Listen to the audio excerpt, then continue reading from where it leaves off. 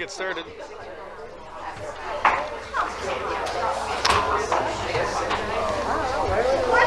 Are we ready? All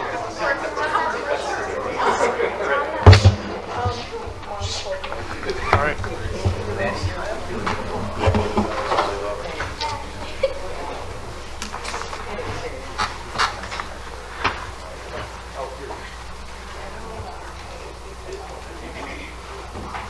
It's on this one, Mike. Yep.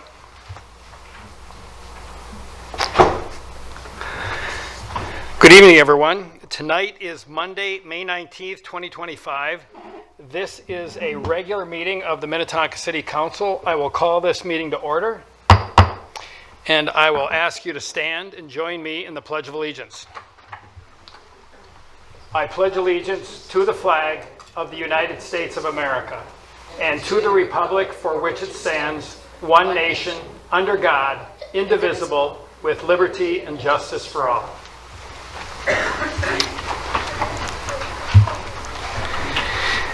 And let's see, so please call roll.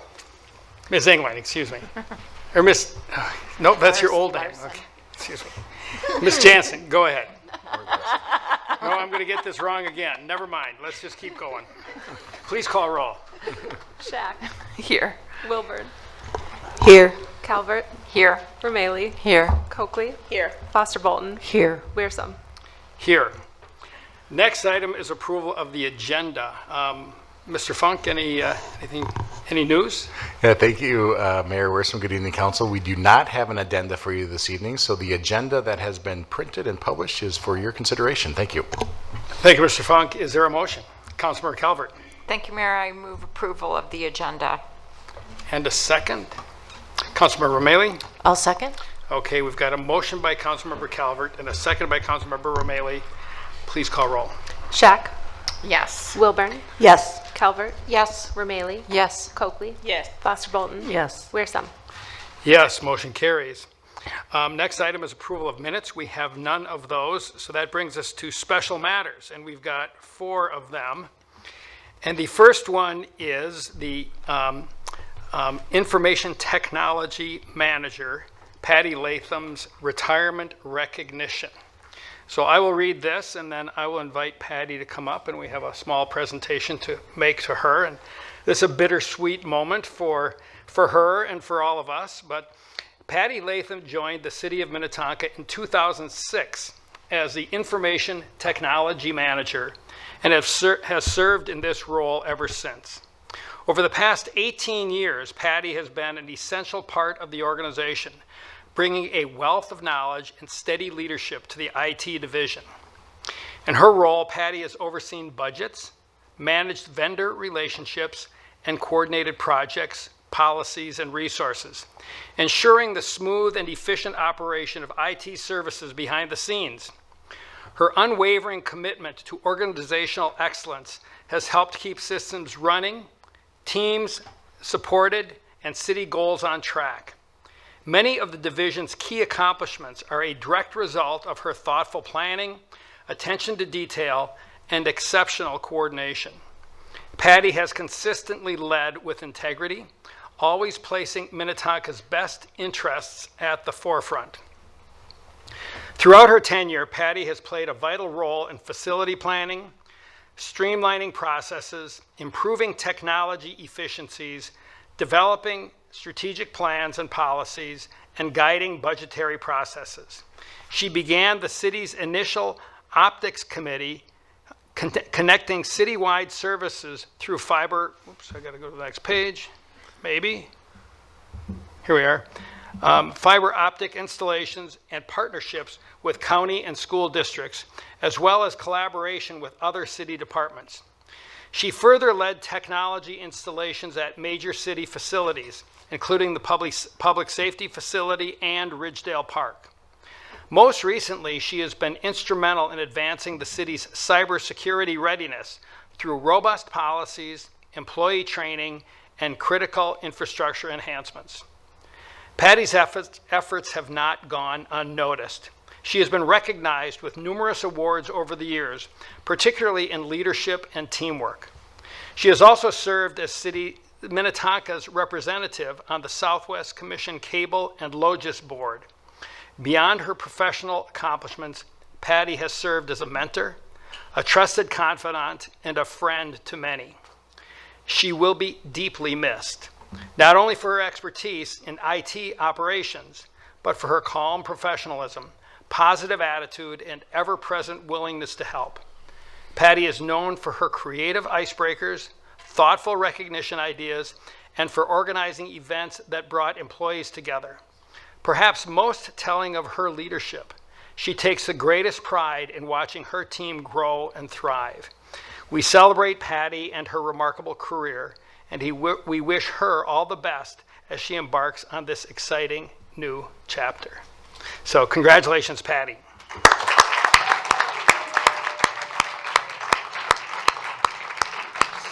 So I'm going to invite her up, but well, let's do that. Let's have you come up and give you the opportunity to say a few words, and then I will come down and make this presentation, and then I will give council opportunities to maybe say a few words as well. So Patty, thank you for your service. Well, thank you very much to all of you. I was saying I didn't expect the entire IT team to be here, and I just want to say a huge shout out and how much I appreciate that. And I will also say, when you talk about creative icebreakers, I'm not so sure that they would agree with that one. All good. I called them creative, but I don't know. I don't think they'll miss those.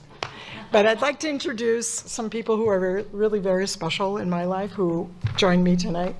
I've got, going right down the line, I've got my grandson, Theodore, my sister, Sandy, Olive, another granddaughter, my son-in-law, Tom, my daughter, Megan, Ford, the youngest of the 3 grandchildren, my son on the very end, and his Tyler, and his girlfriend, Clancy. So thank you for coming tonight. Welcome all. Yeah.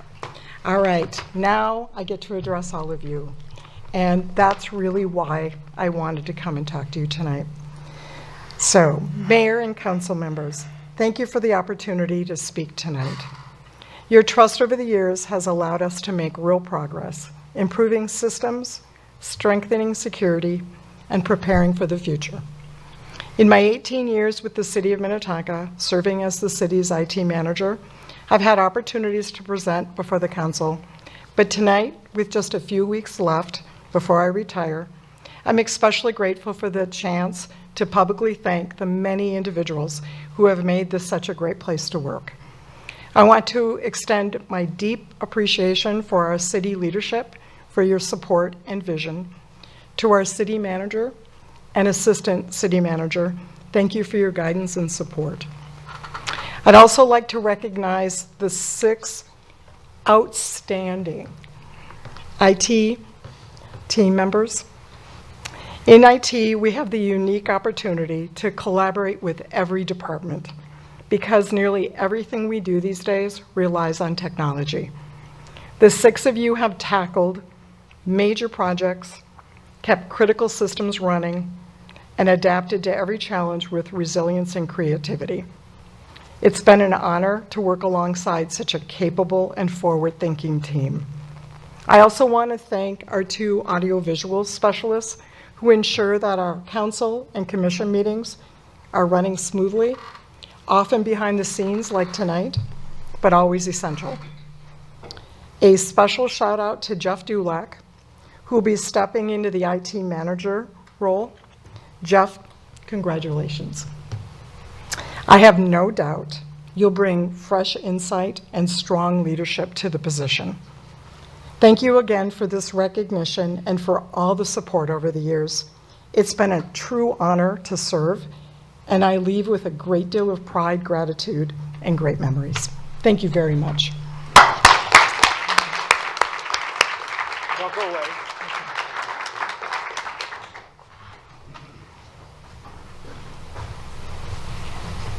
Thank you, Brad. So I have the traditional gift, and it's a beautiful picture of Minnehaha Creek, and made from a frame, and it says, "This wood was reclaimed from a majestic American elm tree at Minnetonka Mills Park." So I'm this is the stand. I'm going to hand that to you separately and give you that. And I just hope that you will think of us all in this beautiful campus that we have. I will. And I want to congratulate you. And I just want to say a few personal words because, you know, this is a people business. And I love being mayor of Minnetonka. And one of the great parts of my job is getting to know all of you. And one of the best memories I have is when we've been going through renovation. I had the opportunity, my office is right over here, as you all know, and Patty's office was, when her space was being renovated, was just across the hall, and Chief Borboom's office was there too, and I got to know people at a level that I didn't get to know them before, and that was really fun for me because we have such great people, and it's such a reflection on Patty that she has such a strong team. I love it when we promote from within, but she built a strong team, and so she's going to be missed, but all the work's going to get done. And that's the other point that I wanted to make is that, you know, we had a special meeting today.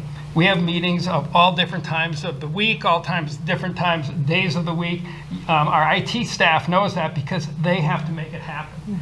And the behind the scenes work that gets done really makes the city work.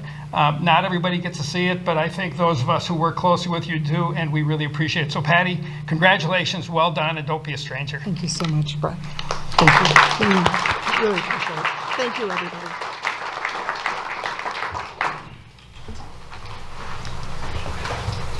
And if council members would like to add a few words, they're welcome to do that. I'm going to go with Rebecca first and then Deb.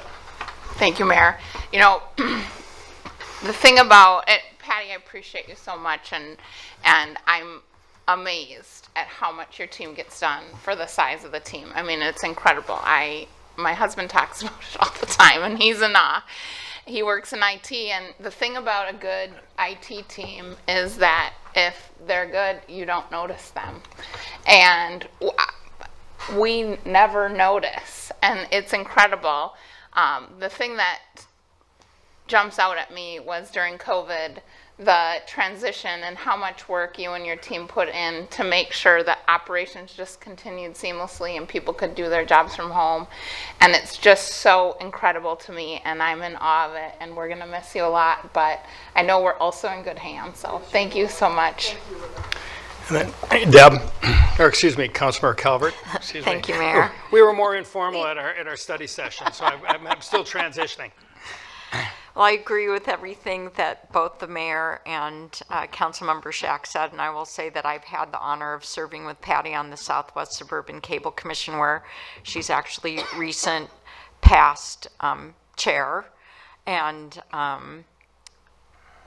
one of the things that, you know, we often sort of stereotype IT folks as, you know, maybe very analytical, and I think one of the things that makes Patty and the entire team really special is just so much sensitivity and just the incredible sense of service, and just how kind and thoughtful Patty was, you know, in the Southwest Suburban Cable Commission, running an efficient meeting, but being, you know, very respectful, and just a really soft touch, and yet, you know, having so much really important knowledge. And one of the things that I'll say, working in another municipality for myself, is that good succession planning is so important. And you know, what Councilmember Shack said about all the work that you did during COVID and just making everything seamless and everybody's sort of behind the scenes. I just take my hats off to you, because I am not in a panic. I mean, I'm really going to miss you, but I also know that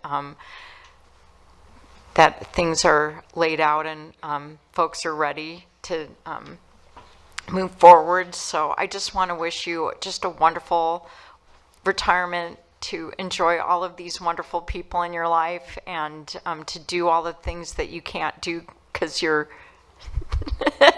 behind the scenes at all hours of the day. But thank you for everything you've done, and we really will miss you. Anyone else? Patsy?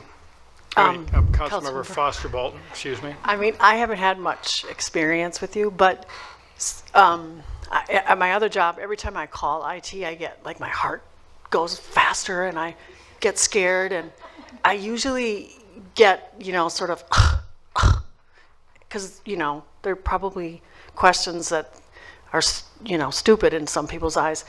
And so the same thing happened whenever I dealt with, or the first time I dealt with your team, and it didn't happen. Like, they were so nice, and they were like, no, like, oh, this is a stupid question. And it was a completely different experience.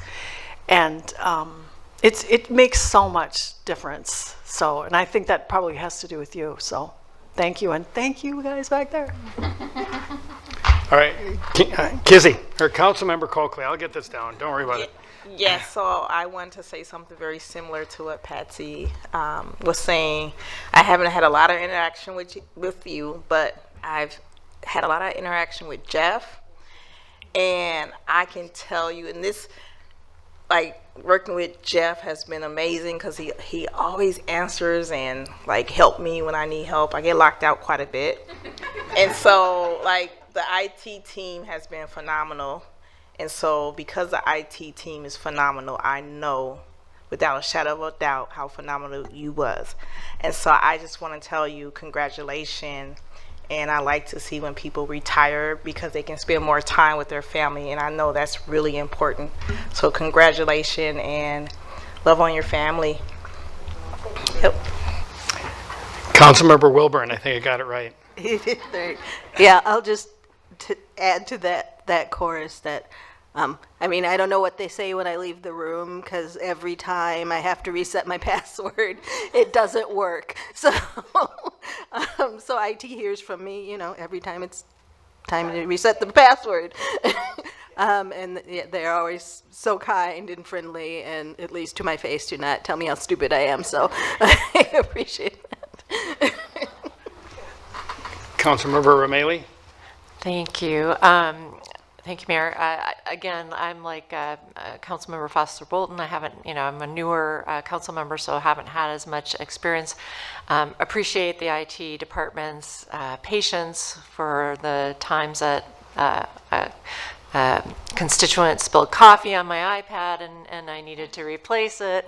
There wasn't a lot of yelling or screaming about that, which I was really grateful for. But the one thing I really remember is when I did my onboarding as a council member and coming in and speaking, with you and kind of having those one-on-ones and then kind of learning and having it sink in just everything that the IT department does. And I think, most of us don't appreciate it. And until you sit down, and I know that, in that 1 hour, 1.5 hour meeting, we had probably hit a 100th of what actually happens. But just knowing the extent and how far the tentacles of IT, kind of reach into all of the city's departments, everything, that the whole city does, much less, of course, council. It gave me even a greater appreciation of the department and all that you have done and what you've built over the years. So wish you very well and happy retirement. So we'll wrap that up. But I was thinking as people were talking, I don't know what the mottos or the themes of the IT department are, but one could be never let them see you sweat. Because you get pulled into a lot of situations, and then you have council members say, "Well, I'm going to be traveling, so I want to dial into the meeting remotely and participate," and that sounds like an easy request, and the answer is never no, but it's I know it's a big deal for your team, or maybe another theme could be. Well, they're really stupid, but they're the council. So,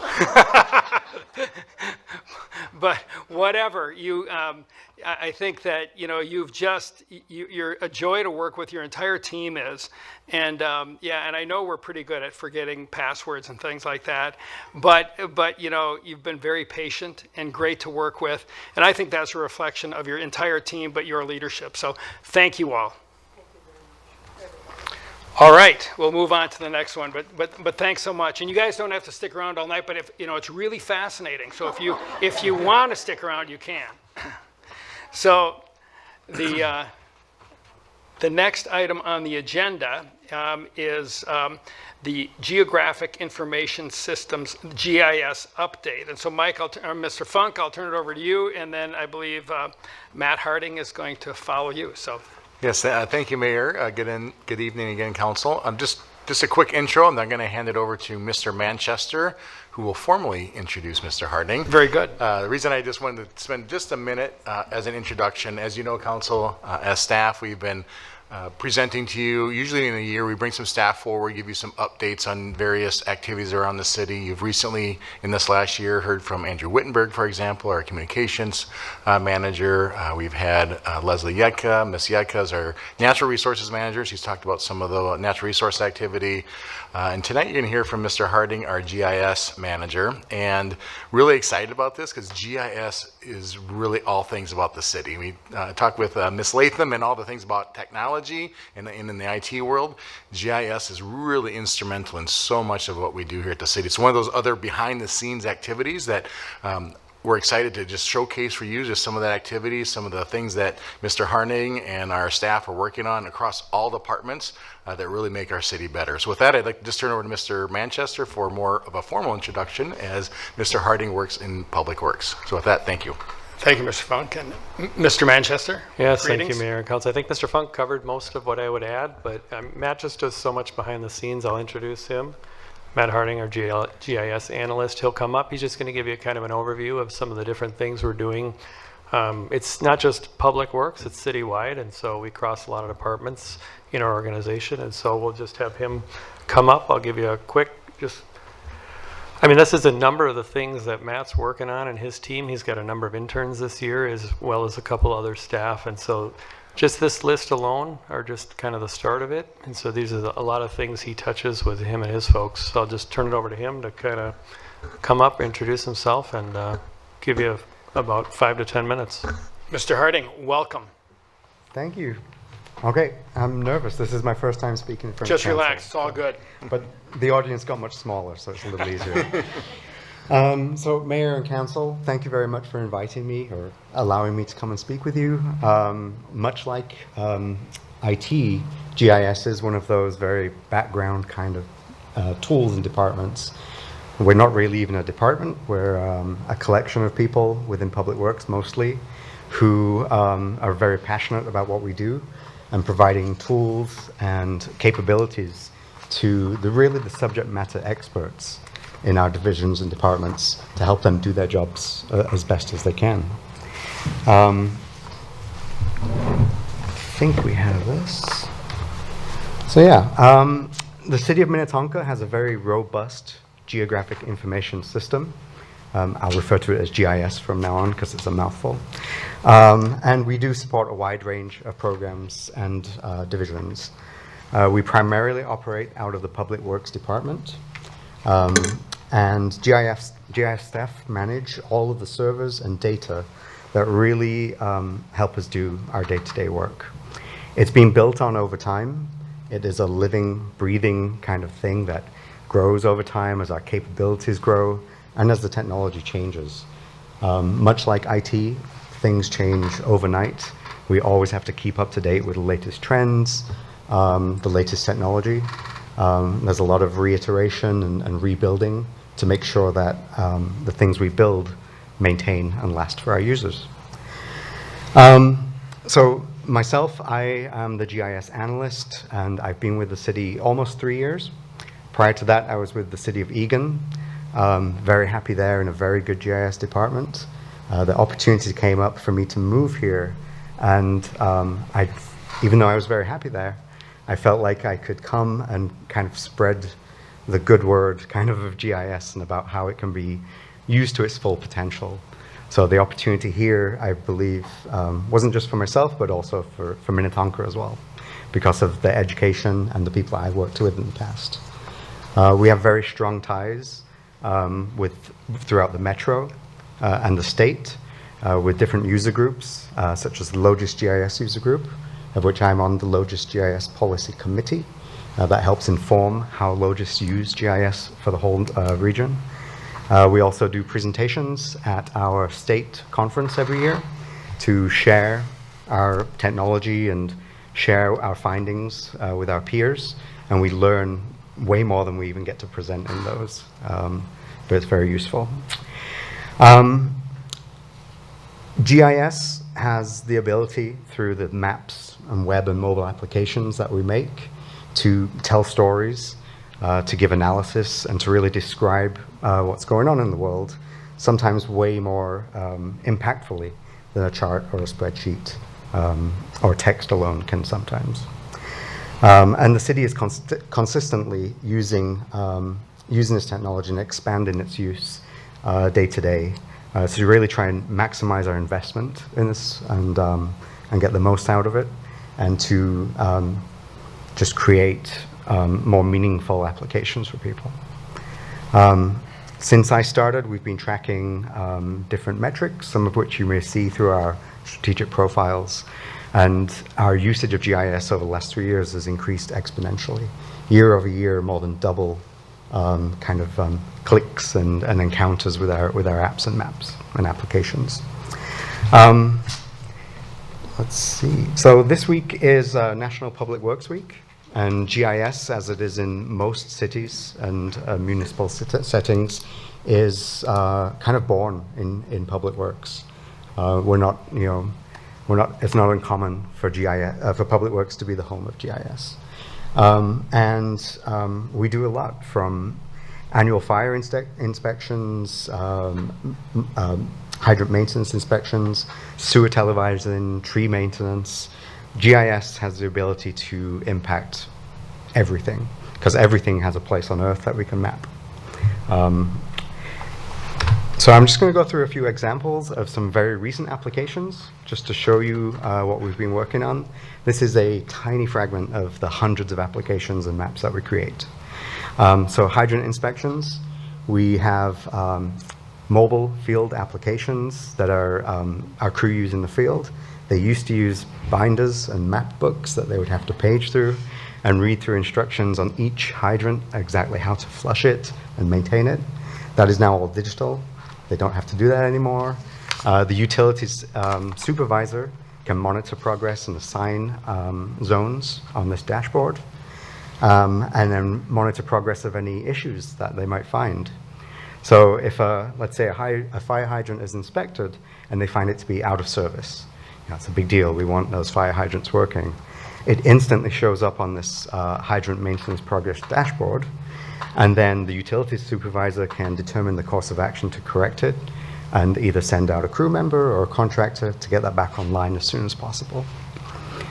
So it's very fast. There's no data entry. We don't have to wait till someone gets back into the office to learn about an issue in the field. We get that constant, instant feedback. Parks. This last May 2025, Minnetonka Memo launched our Public Parks Amenity Finder.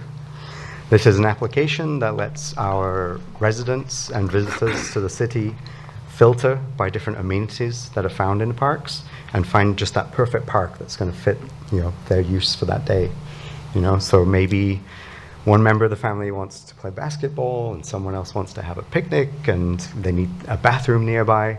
They can filter throughout these applications and it will narrow down a list of those parks that meet that criteria.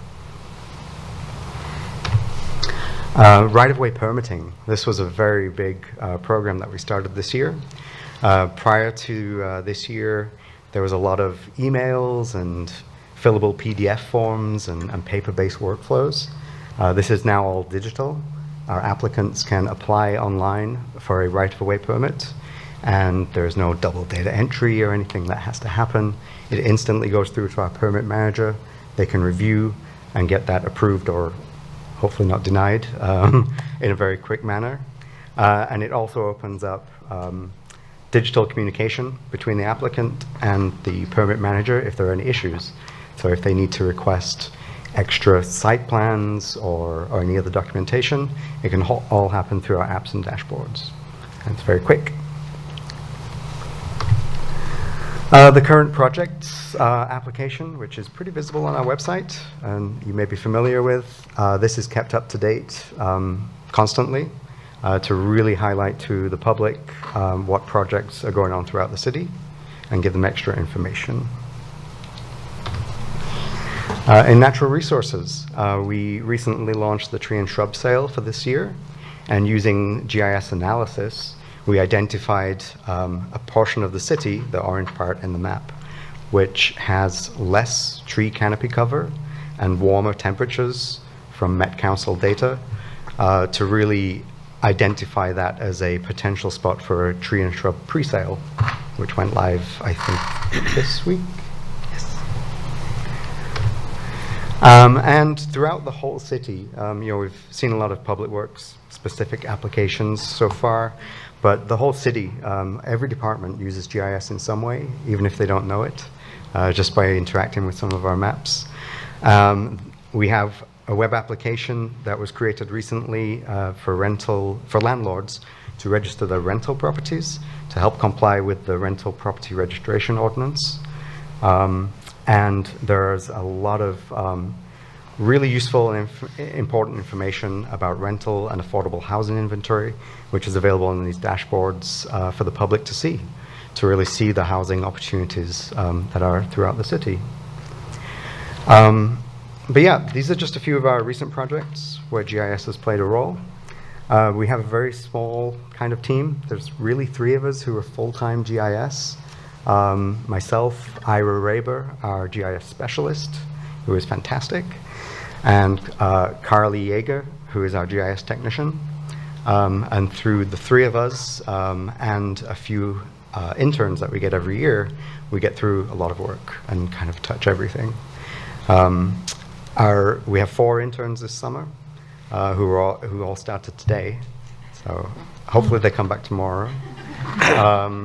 But they all seem keen.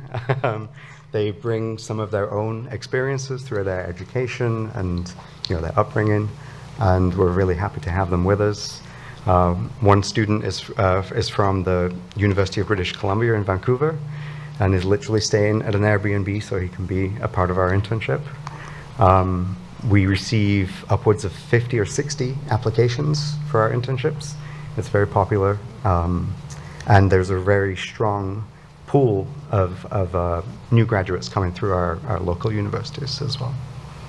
But yeah. And that's all I have.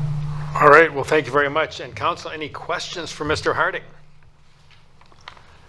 I just want to thank you for coming forward. And I worked for a guy one time who said, "You are what you measure."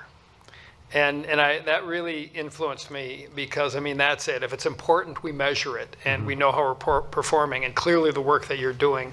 And we see it in Mr. Funk's presentations of our performance against our the action aspects of our strategic plan. And yeah, the work is very valuable. But I think if it's important and it's work that we care about, we measure it and we know how we're doing. And your work is just essential to that. So thank you very much for being here. Thank you. I actually enjoy all of the GIS stuff, and I geek out on it. So thank you for what you do. That's great. I'll be back with more in the future. Good. Councilmember Maley? Yeah, just thank you, and echoing everybody else, I also had a meeting with a community organization last Thursday, very much relied on the housing storyboards and the GIS information there to kind of map and track and kind of help tell that story. And so I think the GIS is really super helpful in us kind of conveying to residents, it tells a story on its own, but it also helps us as kind of ambassadors and, representatives when we're meeting with constituents and community groups to kind of bring that story to life. So super important, looking forward to more of it. I may have another graduate for you for next year. Perfect. All right, Thank great, you. thanks. All right, anyone else? Thanks very much for being here tonight. Thank you, Mayor. Thank you, Council. Take care. Have a good rest of the evening. Next item is, still in special matters, is a proclamation for Asian American and Pacific Islander Heritage Month. And I've asked Councilmember Rameli to read that proclamation. Thank you, Mayor. This is the Asian American and Pacific Islander Heritage Month from May 1st to 31st, 2025. The proclamation reads, whereas Asian American and Pacific Islander Heritage Week was first celebrated in 1978 and first designated a month-long celebration in 1992, and whereas Asian American and Pacific Islander Heritage Month seeks to honor the contributions of residents of Asian, Indian, and Pacific Island descent, and whereas accomplishments from Asian Americans and Pacific Islanders have led to great advancements in culture, politics, economics, technology, and more, and whereas during Asian American and Pacific Islander Heritage Month, we acknowledge Asian American and Pacific Islanders who live in and work in Minnetonka and acknowledge their contributions to the success of our community. And whereas the City of Minnetonka's strategic profile specifically highlights the importance of community inclusiveness, creating a community that is engaged and compassionate about everyone, now therefore be it resolved that the Minnetonka City Council does hereby declare the month of May as Asian American and Pacific Islander Heritage Month in the City of Minnetonka. Thank you, Councilmember O'Malley. And the next item is a proclamation for Jewish American Heritage Month, and I've asked Councilmember Calvert to read that proclamation. Councilmember Calvert. Thank you, Mayor. City of Minnetonka Proclamation, Jewish American Heritage Month, May 1st through 31st, 2025. Whereas Jewish Americans have been an essential part of the American story since the earliest days of our nation, and whereas Jewish Americans have contributed to the very fabric of our American experience through religious, cultural, political, economic, and intellectual advancements, working tirelessly toward achieving their piece of the American dream.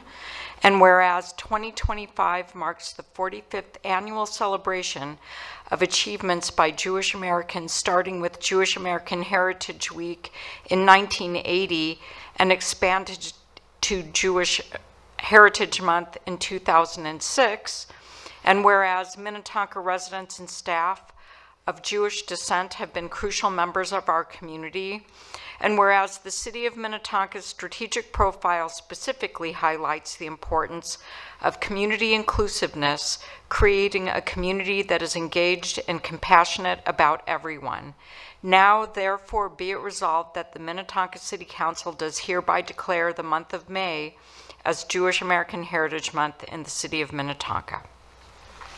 Thank you, Councilmember Calvert. Just a quick comment. We highlighted each of the proclamations highlighted our strategic profile and the importance of community inclusiveness. And we get a lot of proclamation requests. I know it perhaps seems to the public or to the council, boy, we read a lot of proclamations, and we do. But we turn down a lot more than we accept. And we really are particular about that because we want to make sure that the proclamations we do are of broad community interest. And I'm very supportive. I know Jace, our senior diversity, equity, and inclusion coordinator, thank you for that, works hard on these. And it's, to me, it's important to recognize the different groups, the different people who live in our community and make them feel welcome, that they are a part of our community, and it's a big deal. They are welcome. So we're going to continue to do these proclamations, and I really think that the DEI work that recognizes these relatively underrepresented portions of our population, to let them know that they are important to our city and important to the fabric of what makes Minnetonka what it is. So I just wanted to add that editorializing. So pardon me for that. So next item is item 7, which is reports from city manager and council members, and I will turn to Mr. Funk. Again, thank you, Mayor. Good evening, Council. Just a couple things for you this evening. Mr. Harding alluded to 2 of these. One, it is Public Works Week, as he noted, which is May 18th through 24th. We did not do a proclamation, but want to acknowledge that is an important week. This year's theme for Public Works Week is People, Purpose, and Presence, which highlights 3 cornerstone ideals that motivate public work professionals every day to serve in their communities. Also then want to mention the second thing that Mr. Harding brought up is fire hydrants and the GIS mapping on fire hydrants. So our utility staff is currently performing annual maintenance and repairs on fire hydrants. So perhaps you or members of our public will see our crews out tending to fire hydrants. They do that as part of their annual maintenance, and so you'll see that activity happening. Third is also then Police Officer Memorial Day, which is several Minnetonka police officers stood guard on May 15th at the Minnesota Law Enforcement Officers Memorial in St. Paul. The department annually participates in this event, and we pay tribute to officers killed in the line of duty. May 11th through 17th, I know they just wrapped up, was the National Police Officer Week, and certainly want to make sure that you were aware of that.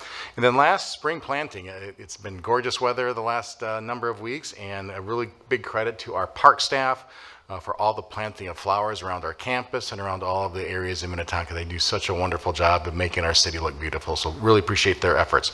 With that, Mayor and Council, turn it back over to you. Thank you. Thank you, Mr. Funk. Council members, anything to report? Councilmember Calvert. Yeah, I just wanted to mention that the Minnetonka Family Collaborative had their last meeting of the year on Thursday, and Chief Borboom spoke, and he commented to me before the meeting tonight what an amazing group that is.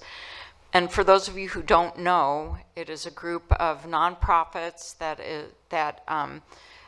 collaborates through Minnetonka Public Schools to support children and families at risk that may be experiencing food insecurity or housing insecurity or job challenges or academic challenges, grief, emotional distress, domestic violence. There is not a subject that the people in that room do not make better.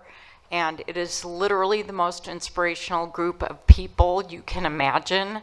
The people that came to speak on Thursday were so emotional about the work that they do because it's so important. And the work that they do is undervalued by our country, and so the actual Family Collaborative is losing some funding, and every single organization in that room is really, really hurting because there are changes in federal grants and so on and so forth. And so I just want to say that there are angels in our community doing incredible work, and they need us to support them. So open up your pocketbooks, look for causes that you believe in, and contribute to the organizations in our community like Jewish Children and Family Service or ICA Food Shelf or Resource West or any of the wonderful nonprofits that support people in our community that just might need a hand up and then go on to do incredible things. So I just wanted to mention that. And I also wanted to shout out for all of the things that Mr. Funk mentioned, the Peace Officers Memorial and it being Public Works Week and so on and so forth. But I also want to give a shout out to Jace Alexander, our DEI, senior DEI coordinator, because the kinds of proclamations that we read they're not insignificant, and they mean something to people. When we recognize people's existence and their importance to our community and can build our community, people that feel like they belong, put down roots, and make our community stronger. So I just want to say that. So thank you, Jason. Thank you, everybody. Thank you, Councilmember Calvert. Anyone else? I'm usually good for a couple little things. So on Friday, we had a retirement, and we had two significant retirements this month, and we recognized one, Patty Latham, tonight. But Rolf Sponheim, who was Associate City Attorney for 33 years, retired on Friday. Well, yeah, retired on Friday. And there was a typical employee coffee and farewell and thank you, and it was very nice, and I stuck my head in for a little bit. But when somebody like Ralph retires from the city, he has the opportunity, if he's so interested, to come and be recognized by the city council and say a few words. But Rolf is a pretty quiet guy, and he didn't want that attention focused on him. So I'm not letting him off the hook. I'm telling you what I would have said, whether if with him here or not. But he's really a pretty remarkable person, and 33 years with the city is a long time. And we're, he was such a key part of our city attorney office. And, just some of the things he talked about, there was a nice piece, and there is a nice piece on our website, so thank you, communications people.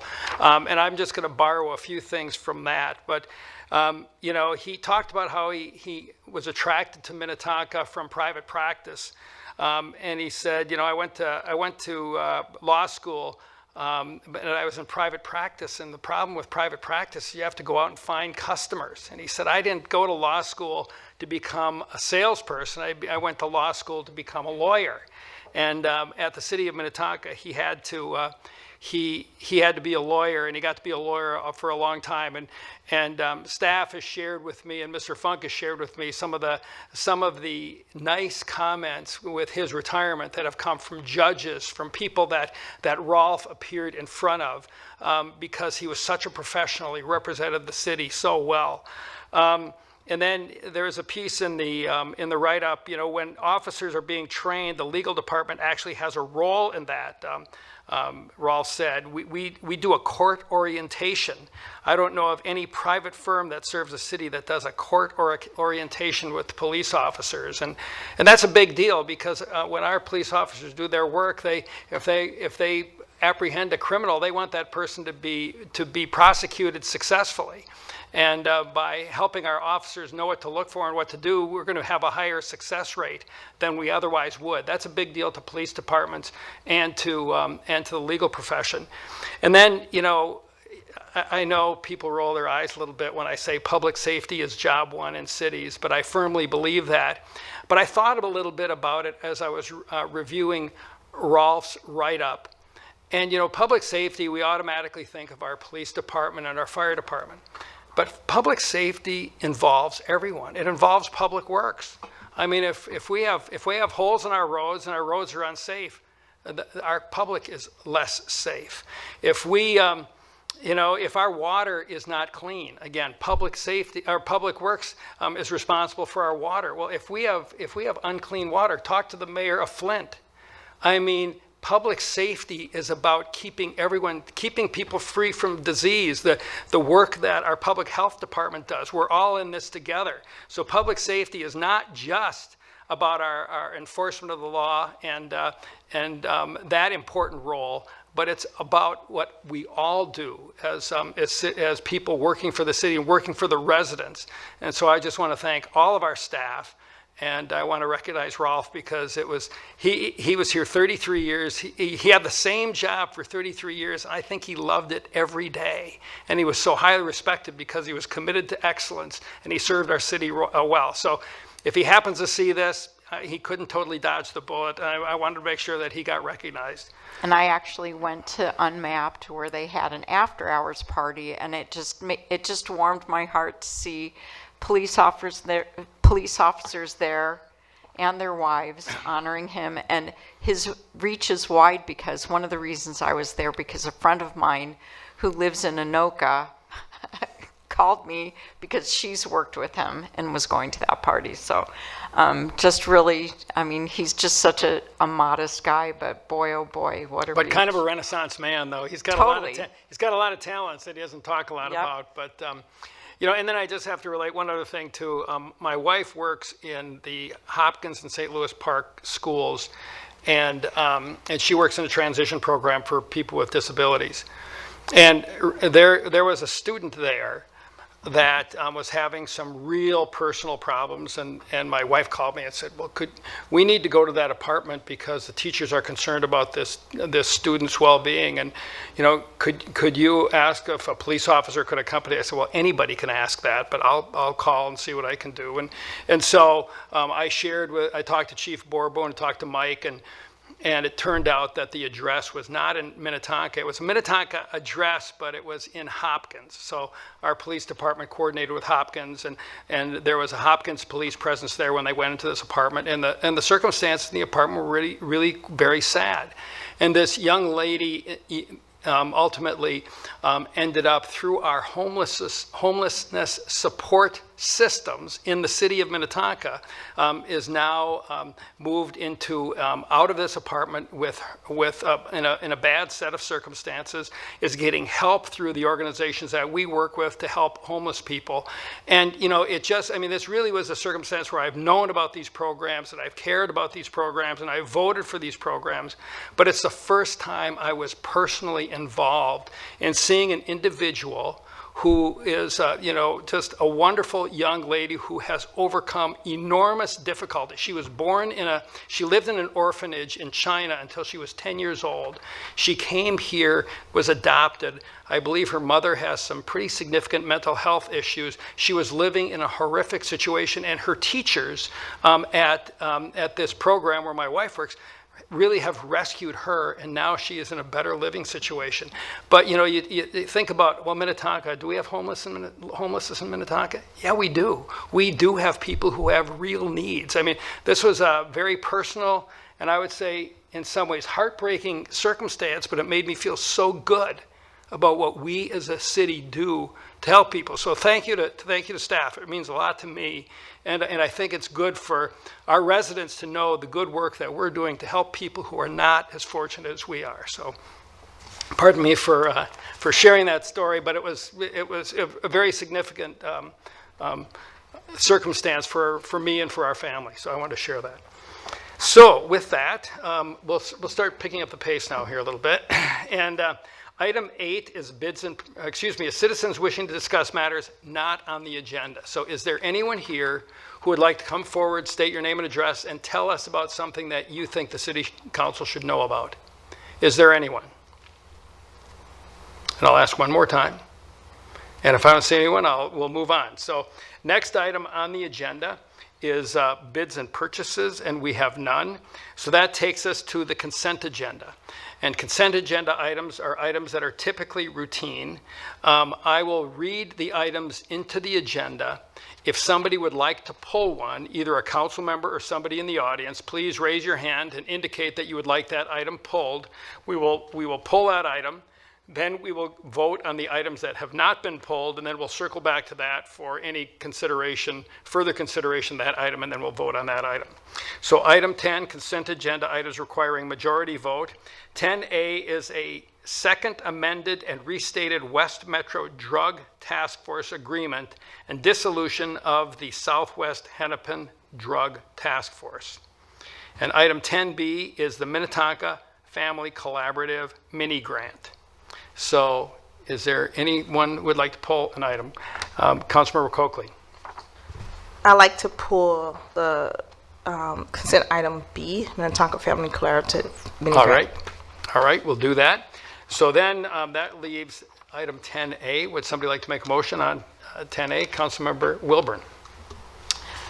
I move approval of consent agenda item 10A. Is there a second? Councilmember Romali. I'll second. All right, thank you. A motion by Councilmember Wilburn and a second by Councilmember Romali. Ms. Larson, okay, I think I got it right now. Anyway, this old age is hard on a person, trust me. Please call roll. Shack. Yes. Wilburn. Yes. Calvert. Yes. Rameli. Yes. Coakley. Yes. Foster Bolton. Yes. Weersum. Yes, motion carries. And then going back to item 10B, the Minnetonka Family Collaborative Mini Grant, Councilmember Coakley. Thank you, Mayor. I just want to say congratulations on the grant. And I just want to say I really like this idea of working with the 25 students to help them learn about policing and to build youth leadership as part of the academy. I think this is a really great program, and I really appreciate the partnership and just giving kids an opportunity to learn leadership skills and also able to partner with the police department. I think that's really good. We need to see positivity And I think this is a way to bring positivity to youth and to our police department. I talk about this a lot. A lot of folks don't know because I kind of have this both sides where, you know, I talk about policing, but I also wanted to be a police officer when I was a younger person. And so I really respect the idea of doing something like this. I think this is a great opportunity for our youth, and so I just want to congratulate our police department with this. So, thank you. All right. Oh, yes, and I'll make the motion to adopt the resolution approving the grant. Thank you so much. Is there a second? Councilmember Calvert. Thank you, Mayor. I'll second. I just want to say, here's the Minnetonka Family Collaborative in action, doing great things in partnership. It's just such a great community partnership. So happy to second. All right. Thank you. And just to add on a little bit too, I think some of the points made earlier about the challenges being faced in our country, it calls upon us all to dig deep and be more generous than we may have been in the past, just because resources are disappearing and the work doesn't disappear. So our help is needed. So, all right, we've got a motion and a second. Ms. Larson, please call roll. Shack. Yes. Wilburn. Yes. Calvert. Yes. Rameli. Yes. Coakley. Yes. Foster Bolton. Yes. Wearsome. Yes, motion carries. Item 12 is introduction of ordinances, and 12A is an interim use permit ordinance amendment. And with that, I will turn to, is that Ms. Thomas? Thank you.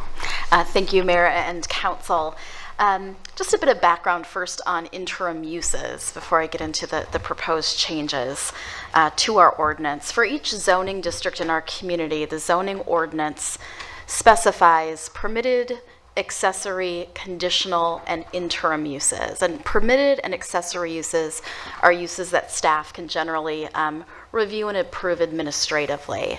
Conditional uses and interim uses are uses that are allowed only if the proposed use meets a series of conditions that are outlined in the ordinance, and then only if they are approved by the council, specific proposals.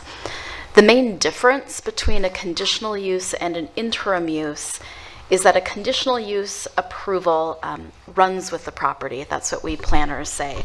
And that means that once it's approved, that approval remains valid so long as the conditions of approval continue to be met and the use doesn't cease operations for 12 months.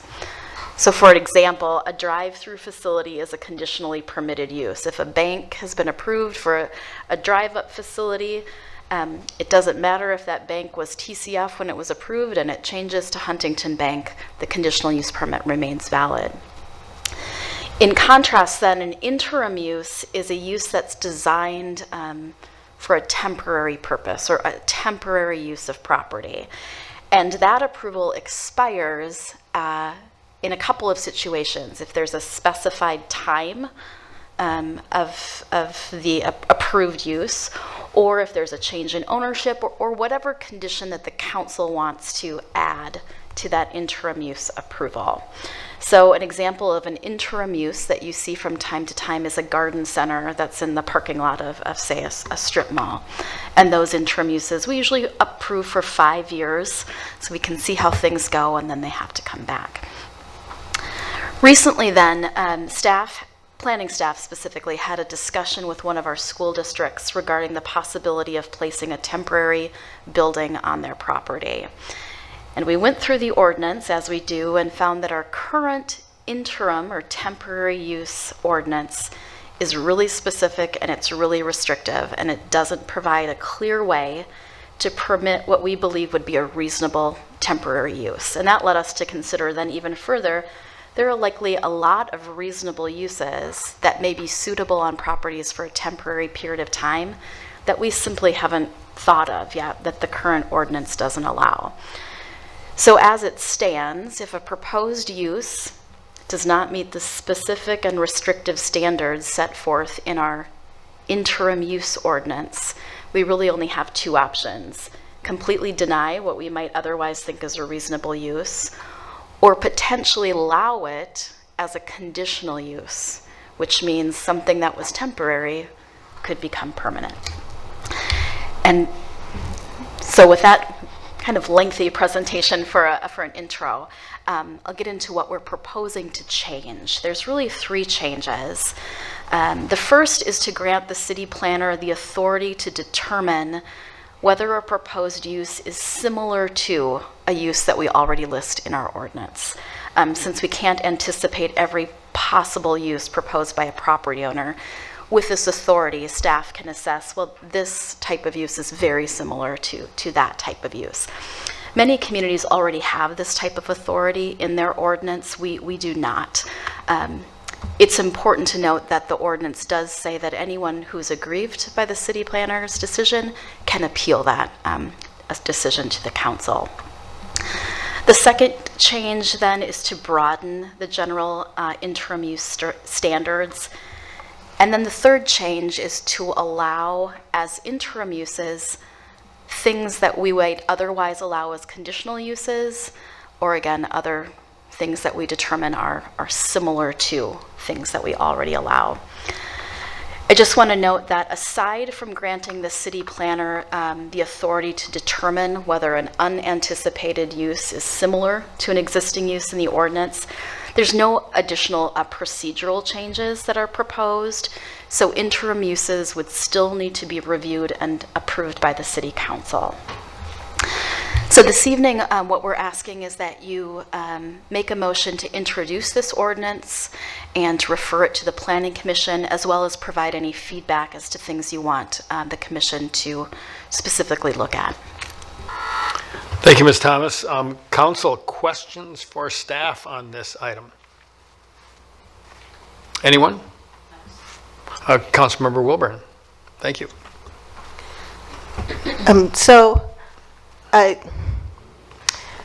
There's an organization called Pallet that provides long-term temporary housing, and one of their uses is for in cases of emergency, they can set up sort of temporary housing on site. Would that be something that this sort of permit would be required for? Ms. Thomas. Yeah, Mayor and Councilmember Wilburn, that's certainly something we can explore as we go into the review further for the Planning Commission. I will say that we do have a provision of our ordinance right now that allows the Community Development Director, it's outside of the zoning ordinance, but a provision that allows the Community Development Director to approve in emergency situations temporary housing, like a tiny house being moved in, whether it's for a family member that is just recovering from some type of procedure or something like that. So we do have that provision already. So and then, yes, I think, and Councilmember Mailey, I just want to say one thing is that since this is being referred to the Planning Commission, what types of things do we want the Planning Commission to consider? Those are the types of questions. So I think that was, all good questions. So anyway, Councilmember Mailey, go ahead. Yeah, thank you, Mayor. I was just wondering if you could just provide a quick example or two of things like this. I'm trying to wrap my head around it, and if you could, kind of help me ground it a little bit, I'd appreciate it. Certainly, Chair, Council, and Mayor Wiersum. Well, one that recently came up is a temporary classroom structure on a school property where the school doesn't have the plan yet to do the actual addition to the building, so they're proposing a temporary building on their property. Other uses that we've seen are garden centers in parking lots, commercial or commercial kennels, maybe on a property owner wants to have more than three dogs on their property. That's considered a commercial kennel, even if they own all of those dogs. So perhaps that would be allowed while that owner owns the property. Those are a few that I can think of off the top of my head. Thank you. Thank you. One more to add. The city manager reminded me that we allow like fireworks sales. That's another that we allow as an interim use permit of parking lots. Legal fireworks. Legal fireworks, certainly. Very good. Other questions, Council? One that I have, I mean, the term interim does not mean permanent, it means temporary. And so I'm wondering if maybe would we want to consider identifying a time frame as part of our ordinance, like 3 years or something like that, where if an interim use is approved, it's in 3 years it needs to be reapproved or something like that, because certainly times change. And so is that, again, I'm not saying that's something I recommend or a good idea. I'm saying that, as the Planning Commission considers it, considering a finite amount of time associated with an interim use, I'm wondering if that would be a good idea and what the Planning Commission would think of that. And Mayor, certainly that's something we can look at. To add just a little reference, our current ordinance does not specify a time frame. Rather, when the council approves the resolution associated with that particular use, we suggest when the use will expire. So that could be a time frame, or I thought of another one. We have some situations where a property owner may need to build a ramp in order to access their home. And so we would allow that. And then specifically, if the ramp doesn't meet any of our setback requirements, we may say that that's an interim use. And at the time the property is sold, that use expires. So you do have the opportunity, unless the city attorney tells me otherwise right now, to add very specific, what I call a sunset clause, to those resolutions that you're approving. Very good, thank you. Mr. Nelson, do you have anything to add? I do not, Mayor. Okay, Thank you. Very good, thank you. Any other comments, council, or this is an introduction? We'll see it again. Councilmember Calvert. It's just such a good example of the good work staff does. It's a needed, to me, it makes all the sense in the world to do this. And it just seems timely because we are considering our code. So I just wanted to thank staff for this, because I was like, yeah, this makes perfect sense. Good, well, since it makes perfect sense, would you like to make a perfectly good motion? I absolutely would love to make the motion to introduce the ordinance and refer it to the Planning Commission. Councilmember Wilburn? Second. All right, we've got a motion by Councilmember Calvert, a second by Councilmember Wilburn. Ms. Larson, please call roll. Shack. Yes. Wilburn. Yes. Calvert. Yes. Ramaley. Yes. Coakley. Yes. Foster Bolton. Yes. Wiersum. Yes, motion carries. Next, item 13 is public hearings, and we have one public hearing tonight. It is a temporary on-sale liquor license for Unmapped Brewing LLC at 14625 Excelsior Boulevard. And normally, Ms. Wishnak has this report, but she's not here. So is that Ms. Thomas or is that Mr. Funk? Ms. Thomas. Mayor Wiersum, Council, Unmapped Brewing in Glen Lake has requested a temporary liquor license for its 8th anniversary party, which will be held Saturday, June 8th. As was noted in your written staff report, the party will include an outdoor beer tent, food trucks, games, and then tours of the brewery itself. To accommodate additional parking for the event, the owners have secured parking agreements with several other Glen Lake organizations and businesses. I would also note that staff in preparation for this with the police department did look to see if we've had any parking complaints recently in the area. We've had only 4 parking complaints in Glen Lake since the beginning of the year, and only one of those could be attributed potentially to Unmapped. So the parking situation seems to have shaken itself out, at least for the interim. As the council knows, Unmapped has successfully hosted multiple similar events like this over the last 8 years. We do recommend that the council hold the public hearing here this evening and then grant the license for this temporary event, or temporary license for the event. Thank you, Ms. Thomas. Council, any questions for Ms. Thomas?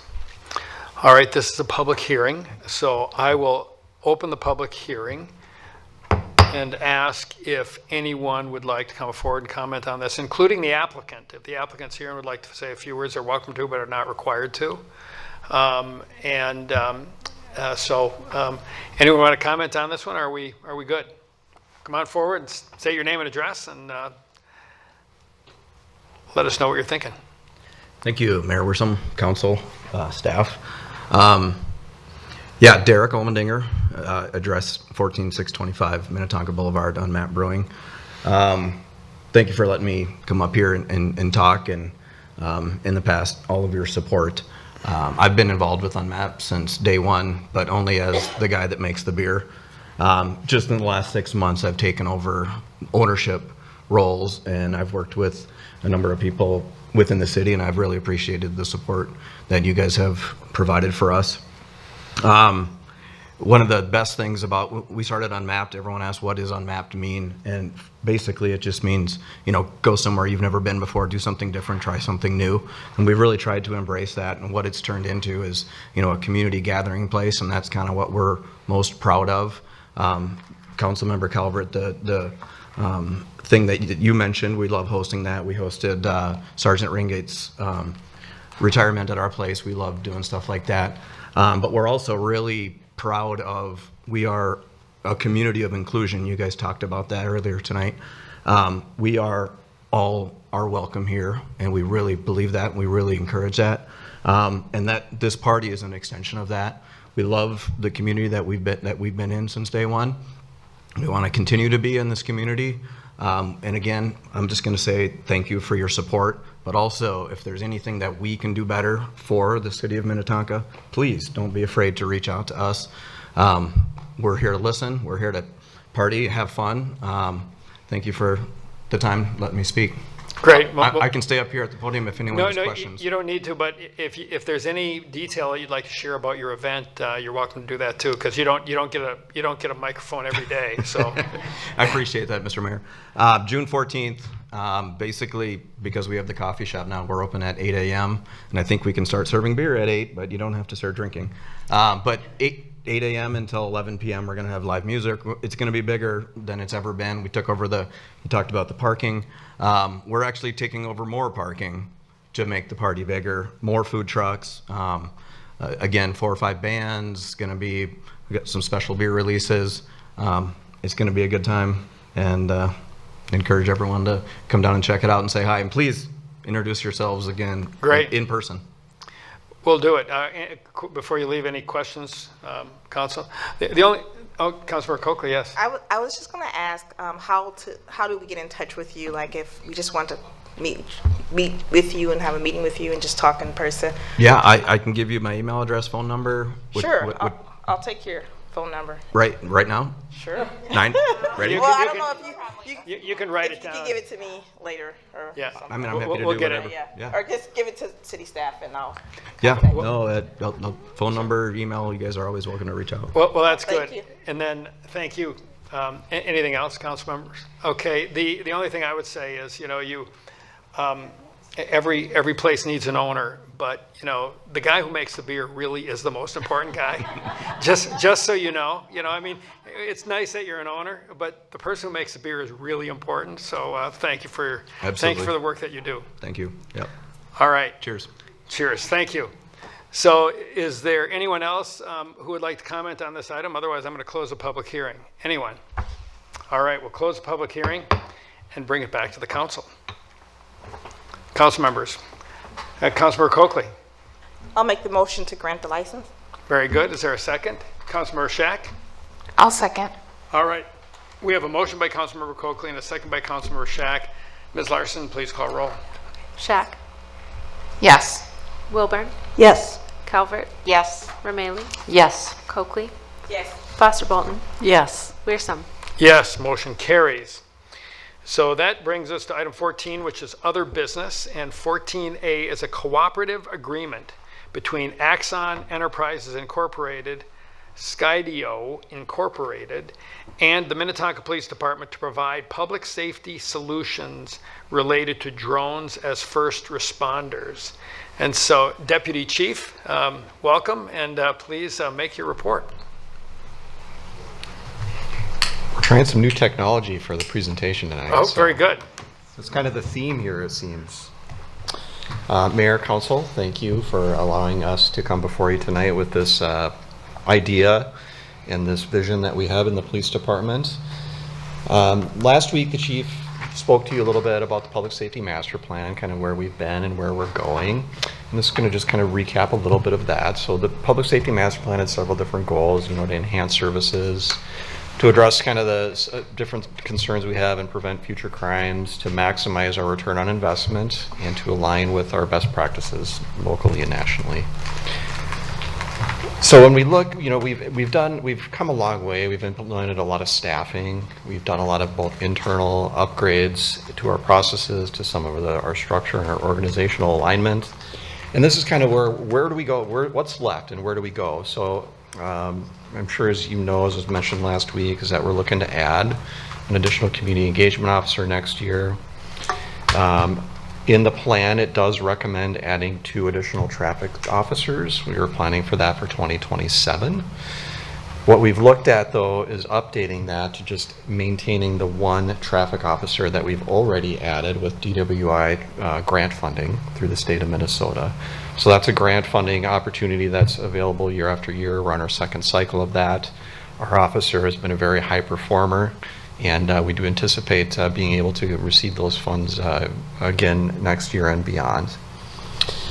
Additionally, in the public safety master plan, it was recommended that we add 2 mental health officers, and we were recommending doing that in 2028. As we've reviewed this plan, we've decided to transition that mental health response model to the Minnetonka Fire Department, while still maintaining our social worker that we have embedded in our police department. And that brings us kind of to the crux of this change and where we're at with drones as first responders.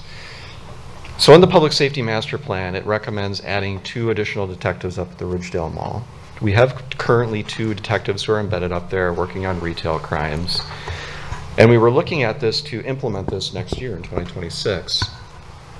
And we've been having a lot of discussions with Ridgedale management, particularly around office space. So their current office space up there is a little less desirable than we would like it. And it also is not enough space to house 4 detectives. There are not 4 physical desks that they could all actually sit there and perform their work on as it sits today at Ridgedale. Excuse me, I'm sorry.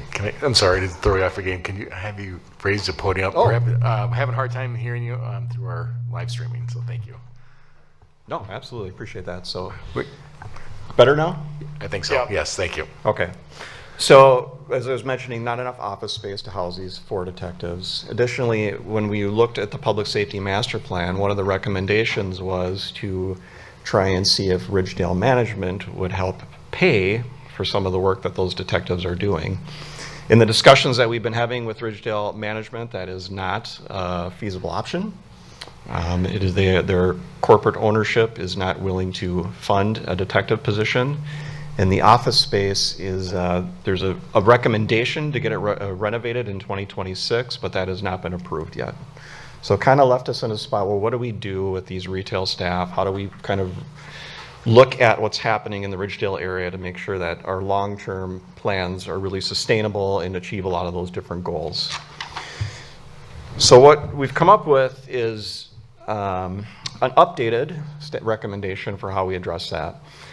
So we are going to maintain those 2 detectives embedded up at Ridgedale Mall, and then through some of the technology that you approved through the Axon project, we are going to be building out a real-time operations center. This is what this does is it enables us to monitor live feed cameras from some public-private partnerships and provide real-time intelligence to those mall detectives and to patrol officers that are responding to calls for service. It really enhances that situational awareness and really makes it much more efficient for us to respond. We have more information up front. Through that, that's kind of right now as it stands, that operations center is working mostly business hours, 8 to 4:30. We know that crime extends well beyond that, so we are looking to possibly add an additional operator to help us be able to extend that into the evening hours. And then we've talked a lot about the power shift. You've heard that before as part of the staffing that was approved in 2024. So we're going to take that power shift and assign some of them to kind of focus on that retail area. really have a part of that unit is going to be on that 394 corridor, responding to calls for service, not just retail crime, but any call for service that happens in that retail, and being able to leverage that power shift to really be focused in that specific area. And then that's where comes this idea of drones as first responders. Drones as first responders would allow us to respond to calls for service using drones that are mounted on rooftops of some of our city buildings. We'll talk a little bit about how that works here. So why drones as first responders? Well, number one, it increases officer safety. They are the first to respond to calls. They provide officers with that information that we just don't know from the time someone calls 911 to the time we get there. There's a lot of things that happen in that time frame. Drones allow us to get to the scene very quickly, be able to see what's happening and relay that information to those officers, which really results in safer outcomes. So, you know, there's some case examples we'll talk about, but those officers are able to make a much better decision and be able to de-escalate those decisions a lot easier with more information. The more information we have, the better we're able to make a quicker decision. So a quick use case, we're not the first to do this. This has been something that's been spreading rapidly around the country. Chula Vista, California has been one of the pioneers of DFR, drones as first responders, doing that since 2018. And they've really kind of been the data set that a lot of agencies are using. And what you're seeing here is in the blue lines are how fast drones or people get to call. So the blue is you're seeing the drones are beating patrol officers by almost 50% to calls for service. Additionally with that, what the drones being able to respond so quickly is you're able to clear some certain calls by just using a drone. So they're finding about 25% of the calls that the drones are responding to that an officer doesn't need to go, which is pretty impressive. And that really increases our efficiencies, allow our officers to be prioritized on the things that actually really matter to us. So this is what it would look like for us. So we did a call for service analysis based on our 2024 calls for service numbers, and we found that there were 7,500 plus calls that a drone could have responded to. Of those, 47% of them could have been handled in less than 120 seconds. So our average response time now is about double that on a good day. So those are pretty impressive numbers.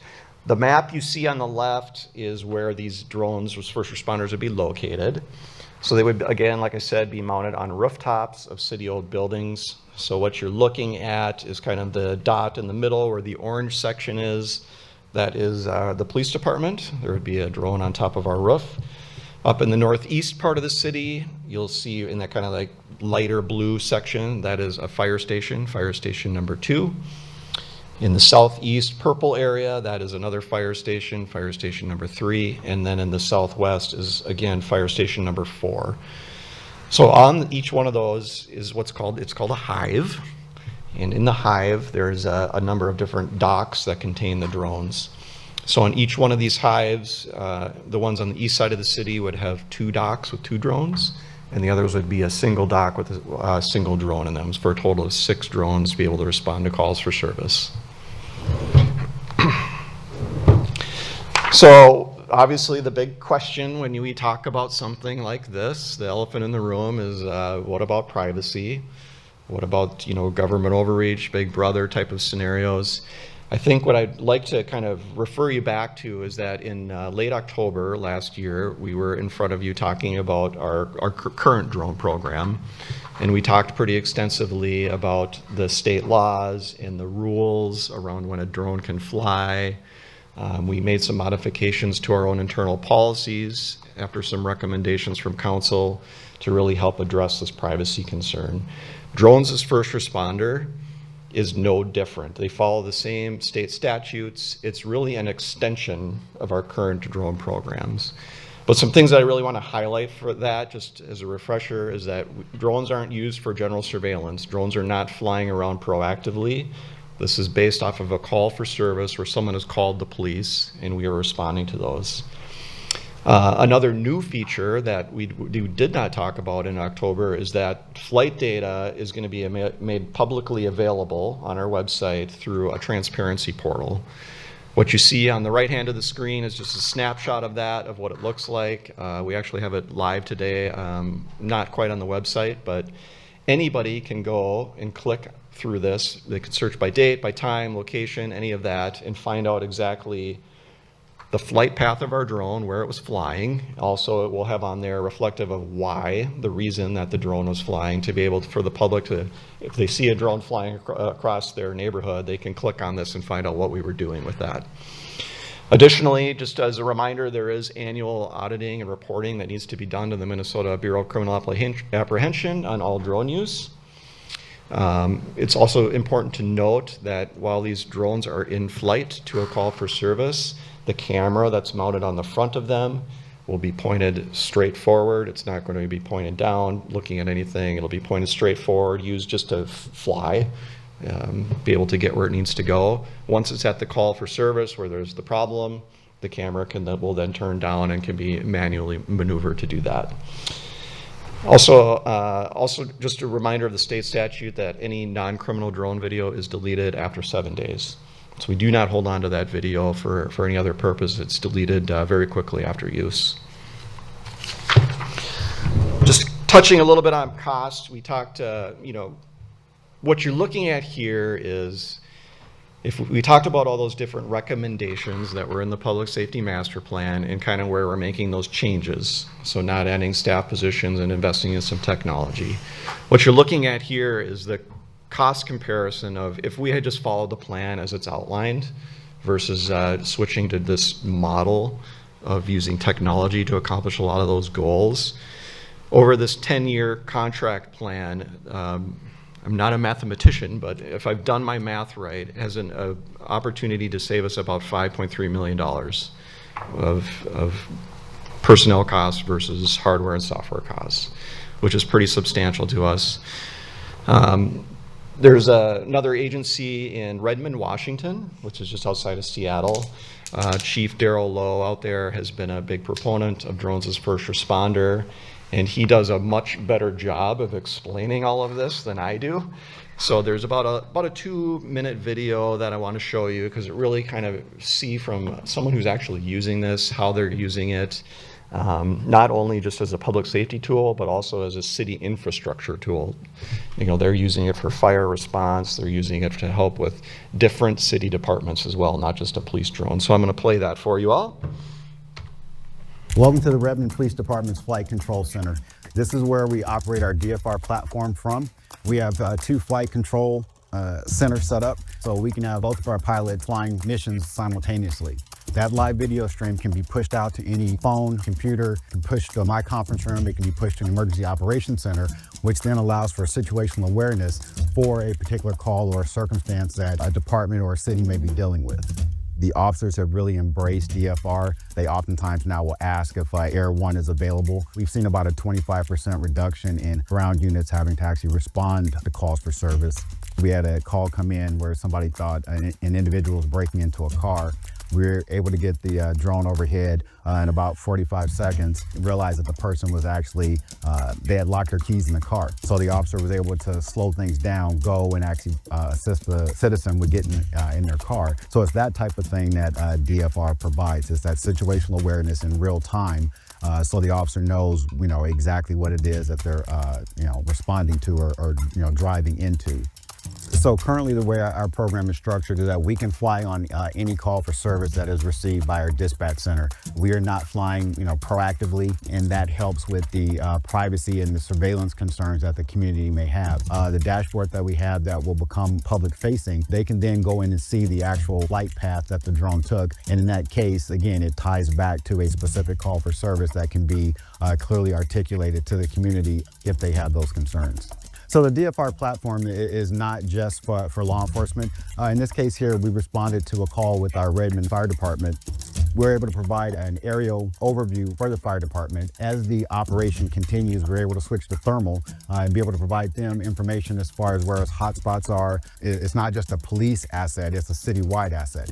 This is where we've been flying exclusively for about the past 8 weeks or so. It's been phenomenal for my pilots. The feedback has been wonderful.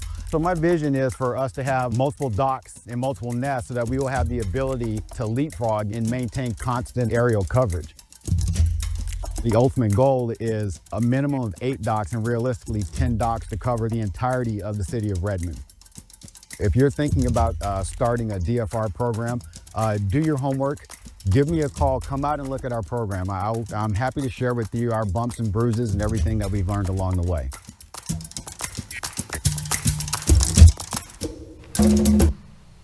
Did have an opportunity to talk to Chief Lowe recently, or a few weeks ago at a summit we were at, and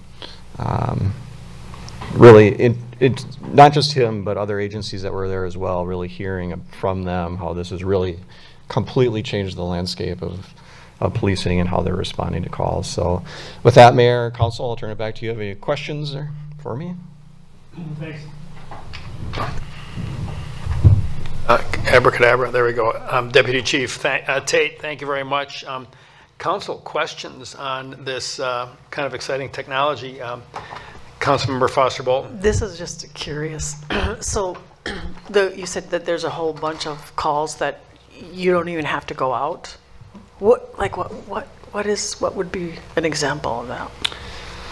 I think that the prime example that I can think of that is we get a lot of different calls of maybe suspicious vehicles or suspicious people in different neighborhoods. And that what we can do with this is if the circumstances meet our criteria, a drone can fly to that location, look around, and maybe we get a report that a red convertible is in a neighborhood. Our drone can go over that neighborhood, look around before our officer gets there and say, we're not seeing a red convertible. It's no longer there. So then the officer can be like, well, the problem doesn't exist. We can call the person and say, we were not able to locate the red convertible in the neighborhood, and prevent an officer from having to drive all the way there, look all those streets, drive the streets individually, where a drone can see that whole neighborhood pretty quickly. So that's one example. Other question, Councilmember Wilburn. I just want to know if you're going to arrange the field trip for us to go to California. Mayor, Councilmember Wilburn, I think we could probably make something happen. If nothing else, we will find a time for you to fly a drone for sure. Councilmember Romali. Similarly, I was kind of curious when you said you use it for retail crime, like in Ridgedale and such like that. I kind of had these visions of drones flying around Ridgedale. I'm assuming that's not going to be the case where I'm shopping and looking up like that. Is it going to be used kind of like outside, kind of to apprehend, or how would that be used? Yeah, a great question, Mayor, Councilmember Romali. Yeah, they won't be in the buildings. Okay. So it's an outdoor tool. They're all externally drone, fly outside. So kind of what we're doing now in that area is we have some camera technology that's present that's able to help coordinate that response, but it doesn't cover everywhere. And that's where a drone as first responder can be helpful, is just to make sure that we can go really anywhere in the city and be able to have a camera. It's basically a camera that we can fly to a location then and use that. And that coordinates that response, provides that information where the officers can slow things down and just really develop a good plan to resolve those calls. So that's how we envision using it in that area. Great, although it was kind of interesting, the thought of seeing that in Ridgedale. I appreciate it. Phase 2. Councilmember Coakley. Thank you, Mayor. I just had a question. So I'm just kind of visualizing this, and I don't know if this will happen or if this is possible, but like, will you use the drone for like speeding when folks are maybe speeding in the neighborhood, and you kind of dispatch a drone toward the vehicle that's speeding? And then, so that's one part of the question. And then, because I always think about the cameras in Iowa that, kind of catches the cars that's speeding through. Will the cameras, if you're able to do that, will the cameras capture like face and all of that? Like, I'm just kind of curious, will you use it in a situation like that? Mayor, Councilmember Coakley, great question. Thank you for that. The way the state statute is laid out now, speeding would not qualify as for a drone flight. It doesn't have any technology in the camera head itself to be able to monitor any speeds or any sort of other attachments that can record speed like a radar does. With the way that technology is advancing and more of the kind of embracing of technology, I could see that as being a real possibility in the future. But where we're at today with the laws and kind of the capabilities of the drone itself, I unfortunately can't use it for that application. Other questions? Councilmember Shack? Thank you, Mayor. Do we have one question? I think that's probably a clear answer, but do these work in the dark? And then the second, do we have any weather concerns? Is that, I mean, have they been used in very cold weather climates? Mayor, Councilmember Shack, good questions. I'll address the weather one first. So they're in Alaska right now. There's drones first responder in Alaska. The actual dock that you see where the hood kind of goes up and down, there's heating and cooling in that to maintain the temperatures for proper battery charging during the summer and the winter. They're also capable of breaking about a 1/4 inch of ice. So the motors in it is strong enough to break about a 1/4 inch of ice off of it to be able to fly in inclement weather. They also can fly. They can fly in the rain. They can fly in the snow. Winds up to 40 miles an hour can sustain that. They're putting a lot of effort into making sure that a drone can be in the air as much as possible and really advancing their technology to be able to make sure that it can land and take off in all sorts of different weather. The second part about your question about seeing at night, yes, they are all equipped with infrared cameras that they can switch to different modes to be able to see at nighttime. Council, other questions? I've got a couple. One is, would the drones operate strictly within Minnetonka, or would they operate in a broader radius, a more regional radiuses? Would they have that opportunity, or is there a limitation on, I'm sure there's a limitation on how far they can go, but kind of dimensionalize that a little bit. Mayor, good question. So what we're limited by now is FAA regulation. So we have to get waivers from the Federal Aviation Administration to be able to fly in the airspace above Minnetonka. So that limits us from being able to go to a different city with the drone.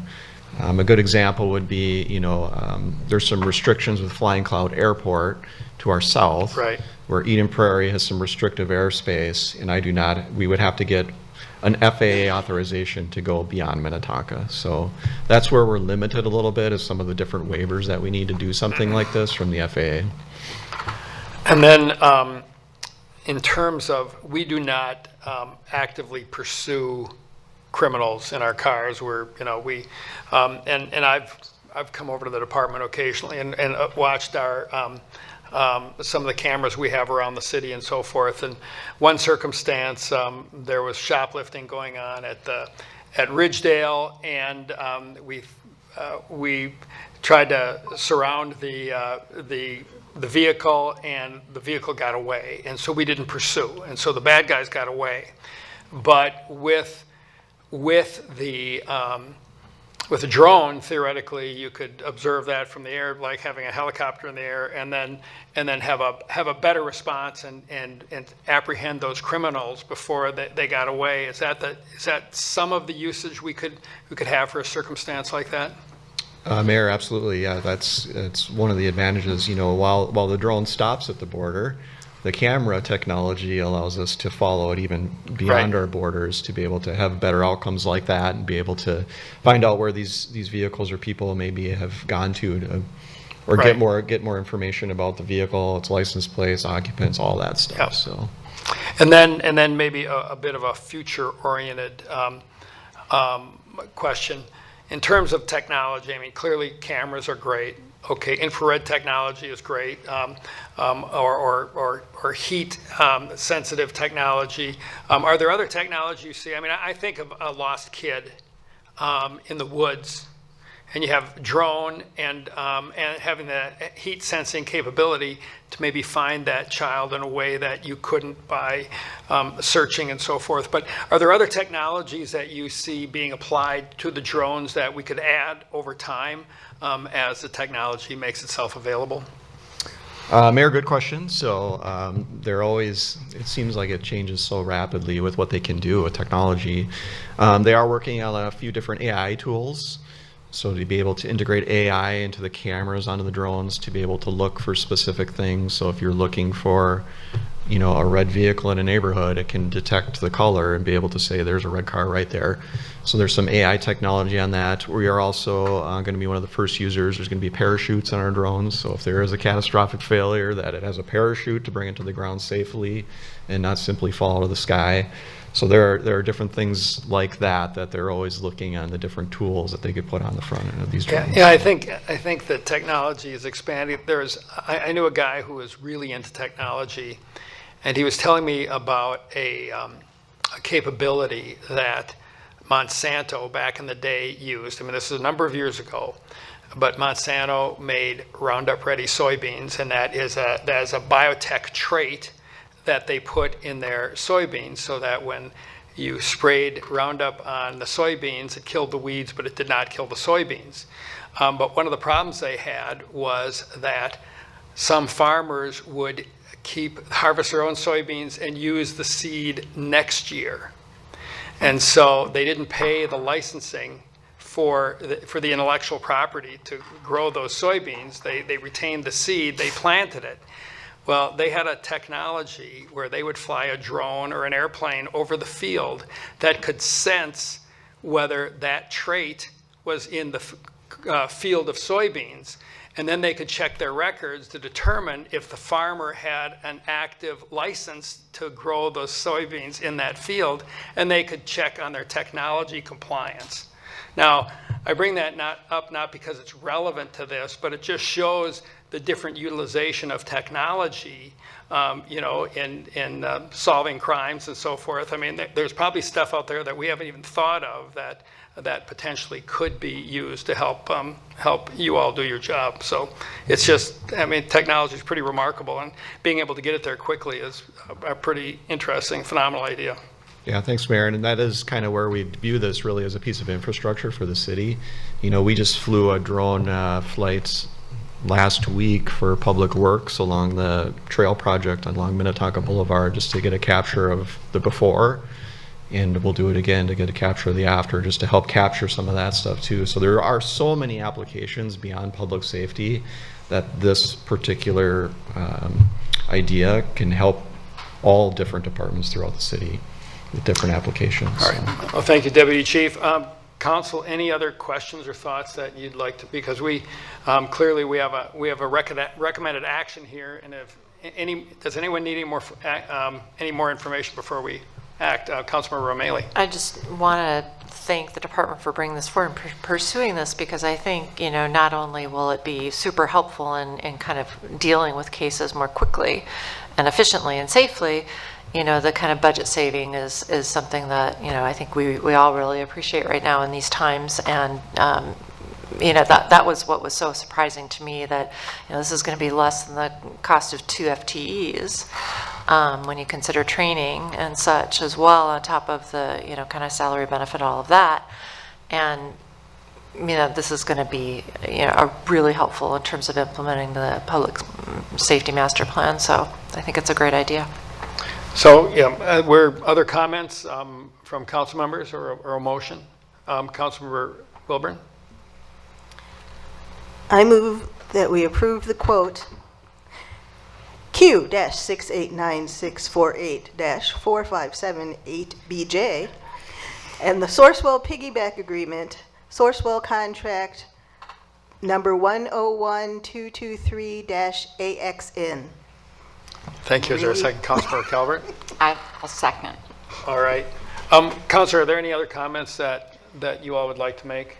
I just want to reiterate what Councilmember Romali said. You know, we recently had a study session, kind of just starting our whole budget discussion, and I was actually very moved you know, it's not often that a department director comes forward with, okay, well, maybe we don't need to hire 2 people, and, you know, I'm sure you could still use 2 more FTEs, but I just want to thank the chief and the entire department for thinking creatively, because we have a lot of needs, and this helps us meet our needs in a more financially efficient way, and our taxpayers will be forever grateful for that. So, so am I. Very good. Any other comments? You know, I'll just add, I mean, I think the opportunity to use technology as a force magnification tool to extend the effectiveness of the manpower we've already got, the person power, I got to say that right, is, you know, the effectiveness of our police department and our public safety personnel to do that, and having technology enhance that without having to add is just a very big deal for the budget, and the savings that are indicated are significant, and so I'm excited about this. So let's see. So we've got a motion by Councilmember Wilburn and a second by Councilmember Calvert. Ms. Larson, please call roll. Shack. Yes. Wilburn. Yes. Calvert. Yes. Mermaley. Yes. Coakley. Yes. Foster Bolton. Yes. Wearsum. Yes, motion carries. So that brings us to item 15, appointments and reappointments. And I need to pull this up quickly, but it is the Sustainability Commission Young Adult appointment. And I'll make this motion. But we had an opening for, or we have an opening for a young adult on our Sustainability Commission. And we had 2 applicants, and I contacted them and chatted with Michael White, and he is a capable young man and is strongly interested, and a highly accomplished young man. So I think that his joining, I recommend that he be selected to join the Sustainability Commission. So I'll make that motion. And if someone would like to make the second, Councilmember Calvert. Happy to make the second. All right, we've got a motion by the mayor and a second by Councilmember Calvert. Ms. Larson, please call roll. Shack. Yes. Wilburn. Yes. Calvert. Yes. Mermaley. Yes. Coakley. Yes. Foster Bolton. Yes. Wearsum. Yes, motion carries. Item 16 is adjournment, and Councilmember Wilburn. I move adjournment. Is there a second, Councilmember Calvert? Second. Okay, we've got a motion by Councilmember Wilburn and a second by Councilmember Calvert. All in favor say aye. Aye. Aye. We are adjourned. Thank you all. Well done.